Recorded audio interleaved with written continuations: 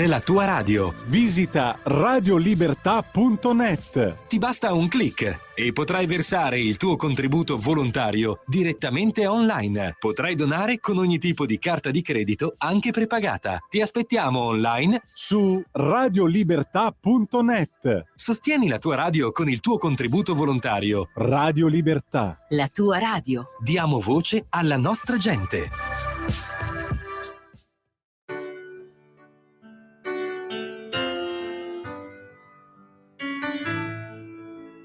Va ora in onda Liberamente.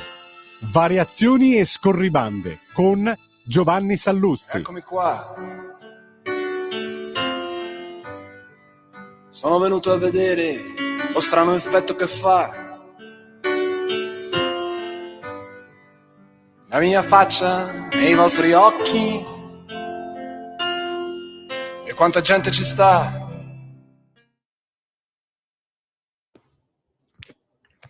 Buonasera a tutti e bentornati a Liberamente, variazioni e scorribande qui su Radio Libertà.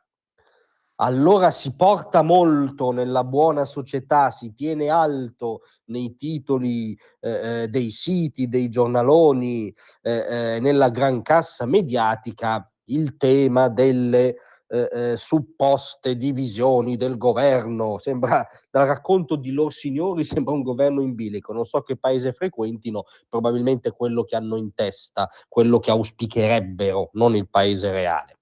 Intendiamoci che ci siano delle differenti sensibilità all'interno della coalizione di centrodestra su i temi decisivi della contemporaneità è ovvio e fisiologico in una coalizione. Tra l'altro anche in questo caso non è comunque come ce la racconta il mainstream, perché piuttosto la faglia di divisione agli occhi di un osservatore privo di pregiudizi sembra che sia da un lato la Premier Meloni e il ministro Salvini condividono il no a un riarmo europeo in quanto tale, cioè un riarmo che metta a capo all'Europa, cioè nella sua attuale conformazione all'euroburocrazia, per cui avremo un esercito comandato dalla von der Leyen oppure dalla maggiore potenza militare europea, cioè la Francia, cioè Macron, unitamente al ex locomotiva economica, cioè la Germania, cioè Merz barra sempre von der Leyen. A questa cosa qui, che è un delirio storico, un'astrazione burocraticista, una chimera inquietante nelle differenti gradazioni di linguaggio, dicono no sia Meloni che Salvini. Piuttosto a volte l'elemento distonico appare Forza Italia, che a volte appare più realista della regina, nel senso che sembra preoccupata di dichiararsi d'accordo con von der Leyen ancora prima che von der Leyen esterni. Ciò detto, questa differenza di sensibilità viene sempre ricomposta in sede di decisioni, atti, voti parlamentari. Anche nell'ultimo passaggio parlamentare, che secondo il racconto ha certificato non so quali lacerazioni drammatiche nel governo, i tre partiti hanno votato compatti una risoluzione. Le opposizioni ne hanno votate 5 risoluzioni diverse, per dire in che stato comatoso siamo nel mitologico campo largo. Non solo, ma le opposizioni, anzi in questo caso proprio il PD, cioè il partito in teoria trainante della sinistra, il Partito Democratico, si era frantumato anche al Parlamento europeo, quando metà degli eletti, non due dissidenti un po' teste calde, metà degli eletti hanno votato contro la linea Schlein, spaccandosi in modo plateale. Ma poi il campo largo è spaccato oggettivamente da un punto di vista dei valori al suo interno. Nel PD convivono atlantisti, riformisti, filo-occidentalisti, Guerini in primis e tutta una certa filiera appunto riformista, con il vecchio barra nuovo anti-americanismo che ha assunto le sembianze del woke, molto più vicino alla segretaria. Se poi guardiamo la coalizione, peggio mi sento, perché in questo fantomatico cartello delle opposizioni ci sono ultrafilo putiniani come l'avvocato Conte, il Movimento 5 Stelle, e ultra bellicisti a oltranza, senza criterio, che coniugano bellicismo e anti-americanismo, anti-trumpismo, come Carlo Calenda. Quindi tutto e il suo contrario.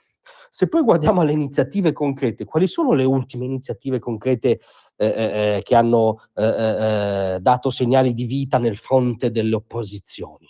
Beh, questo nei giorni scorsi c'è stata la mitologica scampagnata a Ventotene, tutti a Ventotene, tutti al mare sull'isola degli esuli antifascisti per rivendicare un manifesto del 1941 in gran parte sconfessato successivamente dai suoi stessi estensori, cioè giudicato anacronistico poco dopo dai suoi stessi estensori. E invece nel 2025 il PD e il bel mondo di sinistra ha fatto la scampagnata del weekend a Ventotene, pubblicizzandola molto, cioè pensando fosse una cosa intelligente che porta consenso al di fuori del loro aperitivo permanente.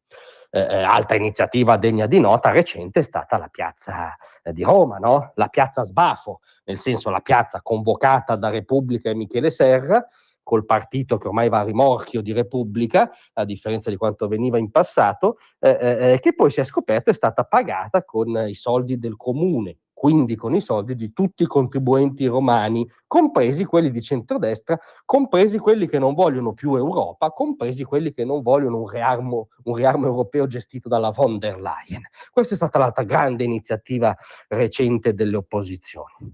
Cosa si vuol dire? Si vuol dire che se si adotta il loro schema, e cioè se delle normali, a volte più palesi, differenze di sensibilità nel centrodestra diventano divisioni o addirittura lacerazioni, beh, bisognerebbe dire che il fronte delle opposizioni è completamente liquefatto e che oggi la vera notizia politica è che non esiste in Italia un'alternativa di governo credibile. E da uomo di centrodestra, peraltro, non è una bella notizia per il sistema politico-istituzionale del Paese, ma è una notizia che non si può negare. Non esiste oggi nessuna alternativa credibile. Grazie a tutti, a domattina.